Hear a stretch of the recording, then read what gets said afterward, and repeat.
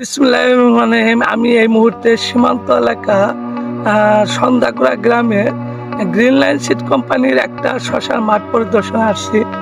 আমি আজকে একটা নতুন চমক দেখান।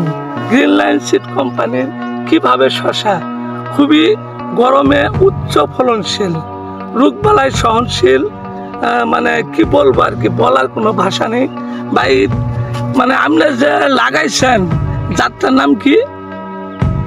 গ্রিন লাইন সিডের এলিনা। এলিনা, তাই না?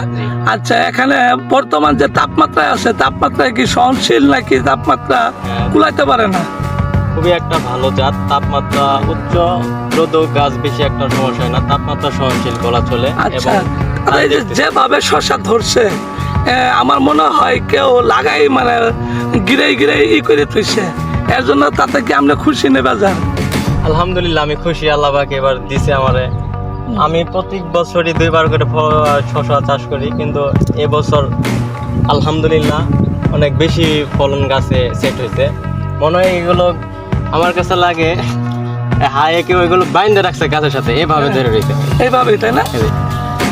আচ্ছা, দূর থেকে দেখলে মনে হবে এগুলো গাছে সুতা দিয়ে আটকে রাখছে, কিন্তু আসলে তা নয়। আল্লাহর রহমতে এগুলো প্রত্যেকটা গাছে সেট হয়েছে। এটা ভাই কি বাস্তবেই, তাই না? হ্যাঁ, বাস্তবেই। আচ্ছা, গ্রিন লাইন সিড কোম্পানির পক্ষ থেকে অসংখ্য ধন্যবাদ।